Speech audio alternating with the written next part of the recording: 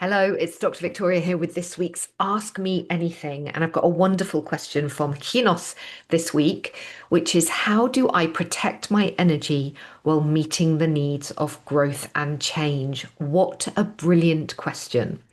Because so many of us on the change journey, whether that's switching careers or starting something of our own or becoming a parent for the first time or looking at some other transition in our life, experience a real collapse in energy as our nervous system adjusts to the requirements, demands, experience of the new something. So, I've got three frameworks for you that I hope will help respond to that question and give you some guidance on things you can do and ways you can kind of hold yourself during a time of growth and change. So, the first thing is to recognize that we generally inhabit one of three zones: our comfort zone, our growth zone, and our panic zone, let's call it. So, in our comfort zone, we are coasting along in the known familiar, and generally things don't tax us too much. Now, the comfort zone is interesting because sometimes it does lead to a depleting of energy. We are designed to grow, to change, to evolve.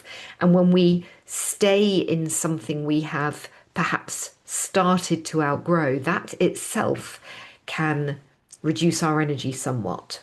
So, recognizing that a great space to play in is the growth zone or stretch zone or learning zone, whatever you want to call it. It's that zone just beyond the safe, known, familiar mundaneness of day to day life when we are leaning into something a bit different, a bit new. And in that stretch zone, there's often quite a lot of a bubble of excitement, enthusiasm, energy that gives us the fuel to do slightly stretching things, slightly difficult things, slightly new and unknown things.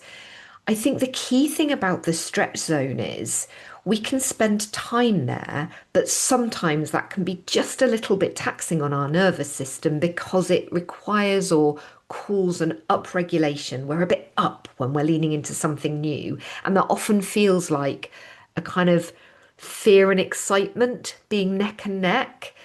And that can feel great, but it can also tire us if we spend too long there.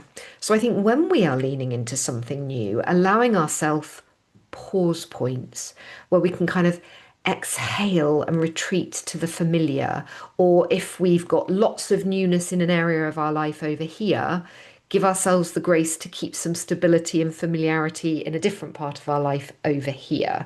Sometimes, when there's a lot of change happening in lots of different areas, that's when we can become overwhelmed. So, recognizing that we're in our stretch zone, valuing it, feeling it, but also giving ourselves some counterbalancing kind of pause and breathe and relax spaces within our life can be helpful. The other really important thing to look out for is when we tip beyond our stretch or growth zone into that panic zone. So that's when we run at something too fast, or something else comes in from left field, or we're working to someone else's agenda and it's too much. And we flip into something that no longer feels like fear and excitement neck and neck, but we feel like we're kind of white knuckling it through something that feels out of control.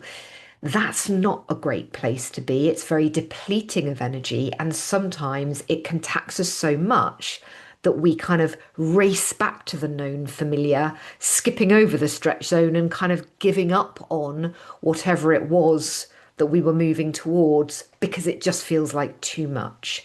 So, really kind of monitoring and observing those different spaces we inhabit energetically, the kind of comfortable, familiar, maybe a little dull, but also quite easy on the nervous system space, which it's good to retreat back to here and there. The stretch zone where we're kind of fired up and learning and doing new things, but it's a bit of a thrill ride, there's a lot of ups and downs and it can be quite intense. And then being really mindful of when it just becomes overwhelm, when it's just too much and we feel like I can't, I can't do it. I can't do it. That's not a great place to be.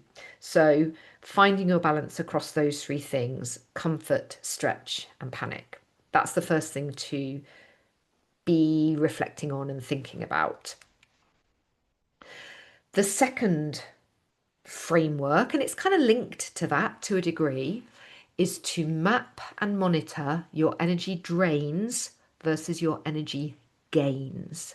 So think about that if you look across the spread of your life, the things that give you energy versus the things that drain your energy. And for all of us, there are people and things in our life that deplete our energy.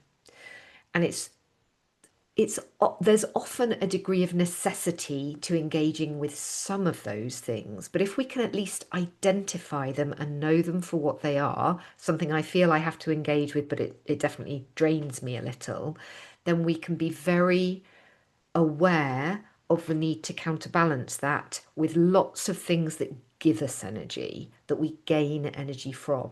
So, literally, giving yourself an A4 sheet with gains and drains and writing about those things that in your life, when you do them, you gain energy versus those things that you lose energy.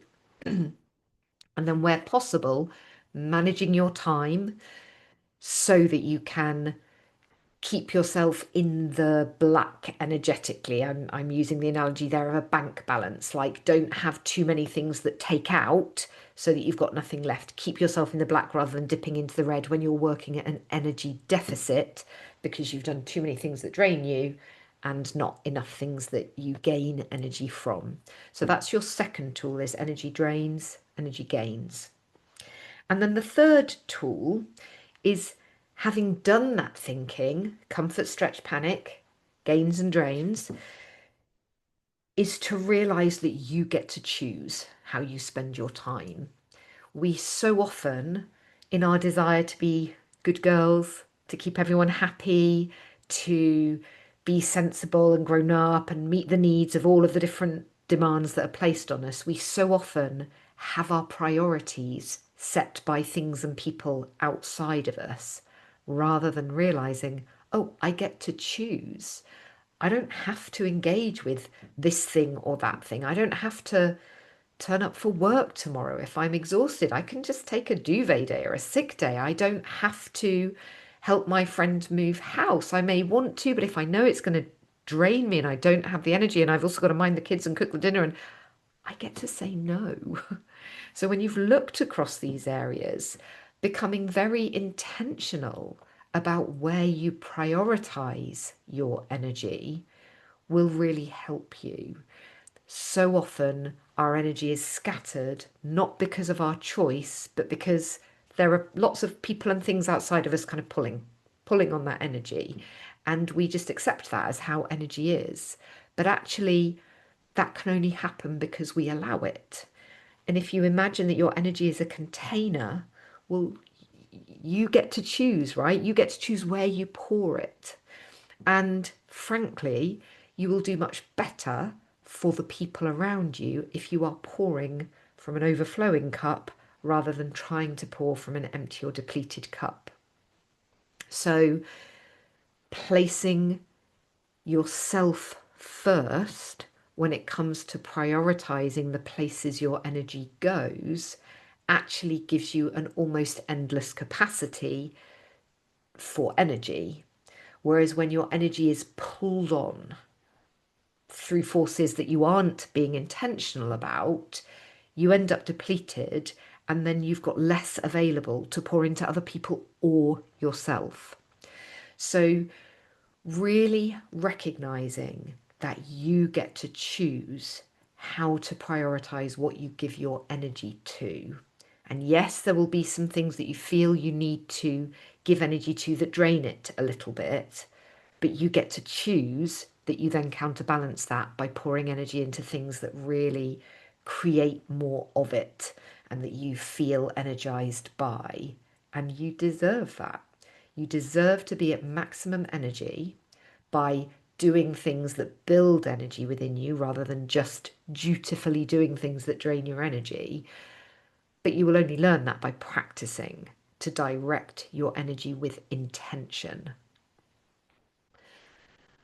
Is there anything else I want to say about that? You deserve it. You deserve where to put your energy.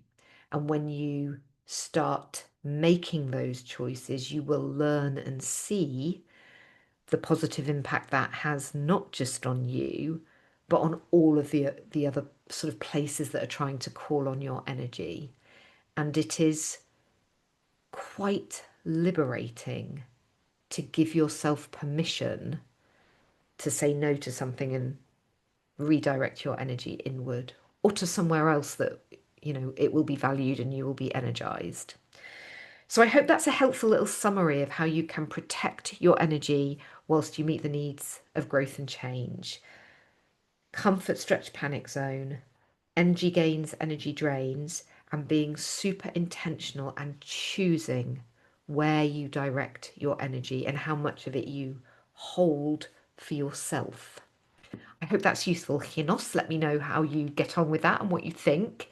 And please, anyone who is in this group, feel free to share your question for Ask Me Anything.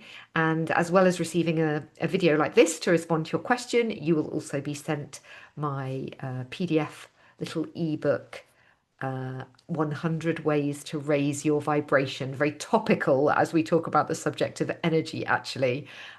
So that will be winging its way to you, Hinos, as well. Thank you for your question and see you all next time.